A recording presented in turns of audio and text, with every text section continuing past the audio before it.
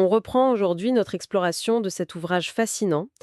Et pour cette nouvelle étape de notre analyse, il y a un paradoxe qui me frappe vraiment. Ah ouais, ouais. Lequel? En fait, on est tous d'accord sur un point. La capacité à se concentrer intensément, à faire ce fameux travail en profondeur pour résoudre des problèmes complexes, c'est devenu la compétence la plus rare et la plus précieuse de notre économie actuelle. C'est clair. C'est l'avantage compétitif ultime aujourd'hui. Exactement. Et pourtant, et c'est là que ça devient fou, le monde de l'entreprise moderne a l'air d'être méticuleusement conçu pour détruire cette même concentration. Ouais, c'est le grand paradoxe qu'on va décortiquer aujourd'hui. Imagine un peu la scène. C'est comme si on créait le superordinateur le plus sophistiqué du monde, une machine d'une précision inouïe. D'accord? Et au moment de la lancer pour faire des calculs vitaux, on décide de l'installer en plein milieu d'un chantier de démolition, sous la pluie, la poussière, avec des marteaux-piqueurs tout autour. C'est une super analogie, ça. Parce que, fatalement, si tu mets une technologie ultra sensible dans un environnement saturé de bruit, les circuits vont s'encrasser, le refroidissement va lâcher, les processeurs vont surchauffer. Et la machine va jamais rien produire de bon, quoi. Exactement. Et pourtant, quand on relie toutes les idées qu'on explore dans cette partie, on se rend compte que c'est exactement le traitement qu'on réserve à notre outil de production le plus avancé. Notre cerveau? Voilà, le cerveau humain. La rareté de la concentration profonde, c'est pas une question de paresse généralisée, hein. C'est vraiment une anomalie structurelle du marché. Ouais. Les environnements de travail, les outils qu'on utilise, la culture managériale, tout ça génère des forces qui rendent le travail silencieux quasiment impossible, en fait. Du coup, pour comprendre comment on a pu institutionnaliser un tel chantier de démolition, il faut d'abord regarder l'environnement physique, l'architecture même de nos bureaux. C'est le point de départ, ouais. L'exemple du siège de Facebook est juste emblématique. Ils ont embauché Frank Gehry, l'architecte star, pour concevoir ce qui est, en gros, le plus grand bureau paysager du monde. Ah oui, l'open space géant. Mais géant de chez géant, plus de 4 hectares d'un seul tenant, avec des milliers de personnes dedans. Et le but, c'était pas du tout de faire des économies de loyer. Non, l'idée c'était de forcer ce qu'ils appellent la sérendipité. Voilà. En abattant tous les murs, ils se sont dit que les ingénieurs allaient se croiser par hasard, discuter, et que paf, des innovations majeures allaient naître de ces rencontres. Sauf que cette philosophie, elle s'est répandue partout, pas qu'à la Silicon Valley. Jack Dorsey a fait pareil avec les locaux de Square. Ah oui, avec les grands comptoirs, là. Ouais, il a exigé de longs comptoirs partagés, zéro possibilité de s'isoler. Son argument, c'était que les gens devaient être exposés aux conversations des autres pour apprendre en permanence. Donc la prémisse, c'est de dire que la collaboration ultra visible, c'est le moteur absolu de la productivité? C'est ça. Sauf que scientifiquement, ça ne tient pas la route une seule seconde. Bah oui, parce que si on demande à une développeuse de coder un algorithme super complexe, elle doit garder, genre, je sais pas, des dizaines de variables en tête en même temps. C'est un exercice d'équilibrisme mental. Et la science est catégorique là-dessus. Il y a ce documentaire de la BBC qu'on évoque, The Secret Life of Office Buildings, qui montre bien qu'un simple téléphone qui sonne au loin, même si c'est pas le tien, ça bousille ta concentration. C'est pas juste agaçant, c'est biologique en fait. Notre cerveau, il est programmé par l'évolution pour réagir aux nouveaux bruits. Pour survivre, quoi. Exactement. Dans la nature, un bruit soudain, c'est soit un prédateur, soit une proie. Donc ton amygdale s'active et ça coupe direct le traitement complexe dans ton cortex préfrontal. Waouh! Les chercheurs parlent de distraction massive. Même si tu te lèves pas pour répondre à ce fameux téléphone, ton réseau neuronal qui soutenait ta réflexion profonde vient de s'effondrer. Et ça prend un temps fou pour s'y remettre, non? Parfois plus de 20 minutes, juste pour retrouver le même niveau de clarté. Donc cette fameuse collaboration architecturale, c'est en réalité un sabotage cognitif permanent. Mais alors, ça soulève une question vertigineuse.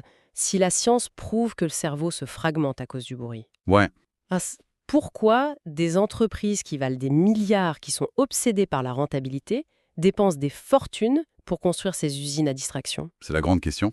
Dans un système capitaliste normal, une inefficacité pareille devrait être corrigée super vite par le marché, tu crois pas? En théorie, oui, mais ça survit grâce à ce que l'auteur appelle le trou noir des critères d'évaluation. Le trou noir. D'accord. En fait, pour que le marché corrige une inefficacité, il faut qu'elle soit visible. Il faut pouvoir la chiffrer sur un tableau de bord et dire « Ah, on perd tant d'argent ».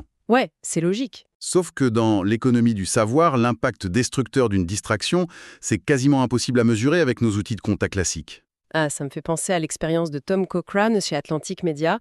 C'est tellement révélateur ce qu'il a fait. Vas-y, rappelle-nous les détails. En gros, c'était un cadre dirigeant là-bas, Et il sentait bien que la culture de l'email permanent, ça bouffait littéralement les ressources de la boîte. Le fameux ressenti qu'on a tous. Voilà. Mais lui, il n'a pas juste râlé, il a fait le calcul. Il a mesuré le nombre d'emails envoyés, reçus, le temps de lecture, et il a croisé ça avec le salaire des employés. Et le résultat? Plus d'1 million de dollars par an. 1 million de dollars! 1 million, juste en temps perdu à gérer des emails. C'est de l'argent incinéré. Mais le pire, c'est que cette perte énorme n'apparaissait sur aucun bilan financier. Et c'est exactement là que la théorie de Thomas Piketty entre en jeu. Notre passage d'une économie industrielle à une économie du savoir a rendu nos vieux indicateurs complètement obsolètes. C'est-à-dire pour concrètement? À l'époque des usines, c'était facile. Tu comptais combien de pièces un ouvrier avait usiné dans sa journée et t'avais sa valeur. C'était tangible? Voilà. Mais aujourd'hui, comment tu isoles la valeur exacte d'un développeur ou d'une responsable marketing dans un grand projet qui implique 50 personnes sur un an? C'est super abstrait, ouais. Totalement. Une idée géniale qui te vient après 3 jours de réflexion silencieuse dans ton coin, ça vaut combien à l'instant T? Personne ne sait. Mais je vais me faire l'avocat du diable 2 secondes. Vas-y. On vit quand même dans un monde où tout est traqué. On compte le moindre clic, le temps de connexion, les passages de badge à l'entrée. Comment c'est possible qu'on sache pas mesurer l'efficacité des équipes? Parce qu'il faut faire la différence entre mesurer le mouvement et mesurer la valeur. Ah, subtil. C'est le cœur du problème. Vu que le travail intellectuel est insaisissable, le système se rabat sur ce qui est facile à compter. Un logiciel peut te dire combien de messages Slack tu as envoyés aujourd'hui. Oui, très facilement. Mais aucun logiciel ne peut mesurer la profondeur de ta réflexion stratégique. Donc ce trou noir des évaluations, il crée une angoisse terrible. Pour les managers comme pour les employés. Exactement. Les managers doivent justifier qu'ils dirigent bien, et les employés doivent prouver qu'ils méritent leur salaire. Et du coup, comme ils sont dans le flou, les gens paniquent un peu et s'adaptent. Ils adoptent des solutions de facilité, comme on dit. C'est tout à fait ça. L'étude de Leslie Perlow sur le Boston Consulting Group est fascinante pour ça. Historiquement, dans ce cabinet prestigieux, la règle tacite, c'était la disponibilité totale. Répondre aux clients à minuit un dimanche, ce genre de truc. Carrément, c'était vu comme la preuve ultime de dévouement. Mais quand ils ont forcé les équipes à se déconnecter complètement un jour par semaine, genre interdiction de bosser, la qualité du travail a explosé. Ça prouve bien que la connectivité H24, c'est pas une vraie nécessité. C'est juste de la paresse managériale. De la paresse systématique. Ouais, parce que c'est plus facile d'exiger que tout le monde soit joignable tout le temps, plutôt que de vraiment planifier et anticiper la charge de travail intelligemment. Ah oui, c'est un raccourci. Et comme on n'a pas de vrais indicateurs, on revient à des trucs basiques. Être super occupé, avoir l'air débordé, ça devient la preuve qu'on bosse bien. C'est la culture de l'affairement. Au lieu de créer de la vraie valeur, on crée du mouvement. C'est l'image du hamster dans sa roue, quoi. Il court à une vitesse folle, il transpire, il a l'air de faire un marathon, mais il fait du surplace. Ou l'analogie de la voiture au point mort. Tu fais rugir le moteur, les aiguilles s'affolent, ça fait un bruit de dingue, t'as l'impression de puissance. Mais tu n'avances pas d'1 millimètre. Exactement. Et l'exemple de Marissa Mayer chez Yahoo illustre ça à la perfection. Ah oui, cette histoire est dingue. Quand elle a pris la tête de Yahoo, elle a regardé les logs du VPN de la boîte. Et elle a vu que les gens en télétravail ne se connectaient pas assez souvent à la messagerie interne. Du coup, réaction radicale, elle a interdit le télétravail pour tout le monde. Ce qui est fascinant, c'est la psychologie derrière. C'est pas de la méchanceté de sa part, c'est juste un besoin viscéral de contrôle parce qu'elle était coincée dans ce trou noir des évaluations. Si je te vois pas faire des trucs en ligne, c'est que tu bosses pas. Voilà. C'est une logique d'usine appliquée à l'ère du numérique. C'est complètement binaire. Et c'est hyper ironique quand tu compares ça à la façon dont on crée de la vraie valeur. Oui, comme le chercheur Adam Grant. Exactement. Le mec est ultra prolifique, mais comment il fait? Il s'isole complètement. 0 email, 0 interaction numérique pendant de longues périodes pour écrire et chercher. Sa valeur se mesure à ses publications de très haut niveau, pas à ses clics. Si Adam Grant avait bossé pour Yahoo sous Marissa Mayer, avec cette logique, Il aurait été viré pour une activité. Parce qu'il cliquait pas assez sur le VPN. c'est sûr et certain. Mais alors, si on fait ça juste pour survivre dans l'entreprise et avoir l'air occupé, comment ce truc est devenu une idéologie mondiale? C'est plus juste quelques managers un peu perdus, c'est devenu la norme absolue.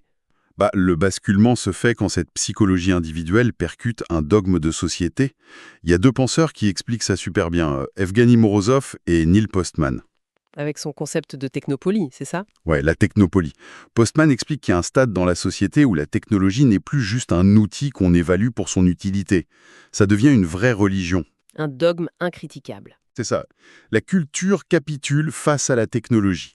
Donc tout ce qui favorise la vitesse, le réseau, la connectivité, c'est vu comme vertueux par définition. L'outil justifie son existence de lui-même. Et l'histoire d'Alissa Rubinian au New York Times, c'est l'exemple parfait de cette dérive, non? Totalement. Vas-y, raconte. C'est une grande reporter de renommée mondiale. Son métier, c'est d'aller dans des zones de guerre hyper dangereuses, de faire des enquêtes fouillées et de pondre des articles d'une profondeur géopolitique incroyable. Un vrai travail en profondeur, qui demande une attention énorme. Exactement. C'est cette lenteur et cette capacité d'analyse qui font sa valeur. Et pourtant, sa hiérarchie lui a mis une pression folle pour qu'elle tweete. C'est absurde. Il voulait qu'elle balance du contenu gratuit, court et instantané sur les réseaux. On lui demande littéralement de fragmenter l'attention qui lui permet de survivre dans une zone de conflit, juste pour nourrir la machine. C'est la technopolie en action. Quand tu commences à demander à une experte du travail profond de devenir une machine à distraction rapide, tu vois bien que l'outil a pris le dessus sur le bon sens. Et dans cette culture, refuser ça, c'est mal vu. C'est perçu comme une hérésie. Si tu choisis de t'isoler, si tu refuses de répondre dans la seconde, on te dit pas « Ah, il fait du travail en profondeur ». On te dit que tu manques d'agilité. Que t'es un dinosaure, réfractaire au progrès, quoi. Voilà. La technopolie protège ce système en faisant passer la distraction pour du dynamisme moderne. C'est quand même une révélation de fou quand on y pense. Si le travail sans distraction est devenu si rare, c'est pas parce que ça marche plus.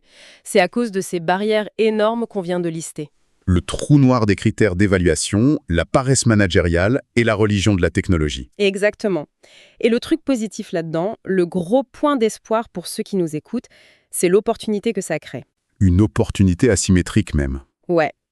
Vu que 99% du monde professionnel est coincé à faire semblant d'être occupé sur Slack, la barre pour se démarquer est en fait super basse. Si tu arrives à cultiver cette profondeur, à refuser cette dictature de l'immédiateté, tu te construis une compétence dont le marché a désespérément besoin. C'est ton super pouvoir. Mais il faut faire attention, parce qu'il y a un dernier aspect dont on n'a pas encore parlé, et qui est beaucoup plus sombre. Ah oui, la neuroplasticité. Ouais.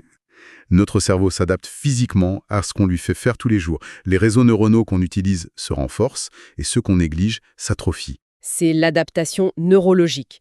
Si on passe 40 heures par semaine pendant des années à sauter d'un email à une notification, Eh bien, on modifie notre architecture cérébrale. et l'impact, il ne s'arrête pas à la porte du bureau.